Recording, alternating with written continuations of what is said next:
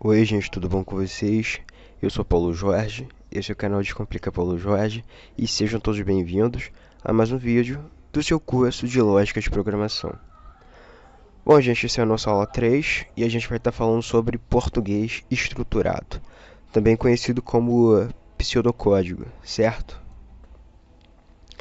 Bom, então, português estruturado é a técnica narrativa baseada em PDL, ou seja, Program Design Language, que em português seria linguagem de projeto de programa.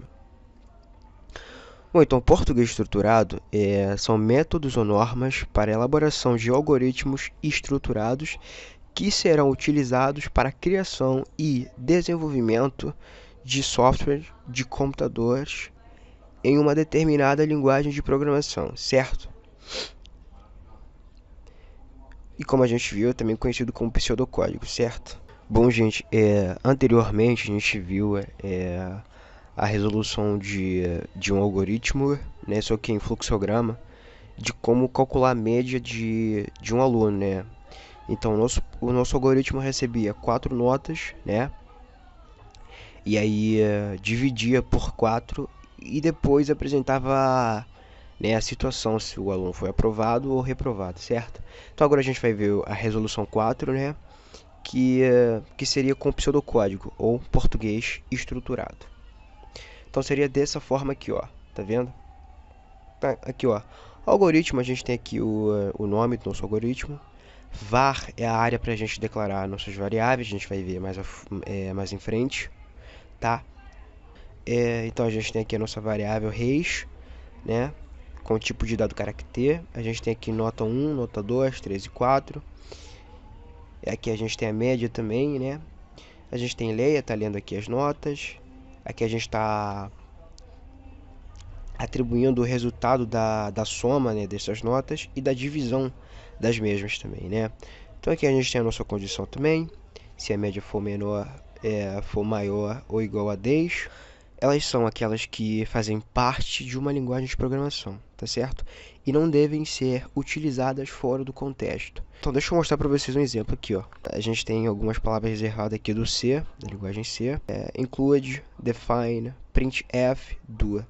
A gente tem também algumas palavras reservadas com o Python, né, que é o try, print, def, tick, e tem várias outras. Então, palavras reservadas, basicamente, como diz o seu nome, elas são palavras que foram reservadas para linguagem, para uma determinada linguagem específica, né? Toda linguagem tem, e elas não podem ser usadas em um outro contexto. Por exemplo, você não pode usar uma palavra reservada para declarar uma variável, por exemplo. Não funciona, certo? Bom, e em Portugal, né, que é o nosso pseudocódigo, a gente tem var, at, para, então, certo? E muitas outras também. Ele nada mais do que o software, né, o programa que a gente vai estar usando para estar montando os nossos algoritmos, certo? Então vamos lá entender o ambiente em questão. Bom, então esse é o nosso Visual G, né?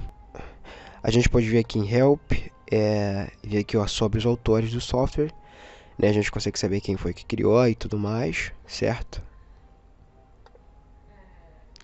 Bom, a gente tem aqui os arquivos, a gente pode abrir, a gente pode criar um novo arquivo, a gente pode abrir, pode salvar e pode imprimir os nossos algoritmos, certo?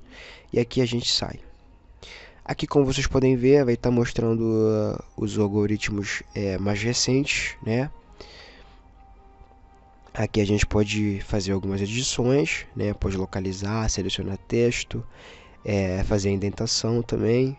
Aqui tem aqui, ó, a gente tem aqui em Run, né? Para executar, né? A gente tem aqui o rodar algoritmo ou apenas apertar F9, rodar passos, rodar tempo, rodar com o tempo, ligar, desligar. A gente tem aqui exportar também.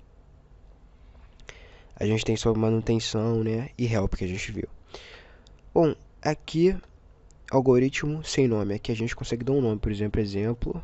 Pronto. Aqui a gente pode colocar o nome do professor, né? Vou colocar aqui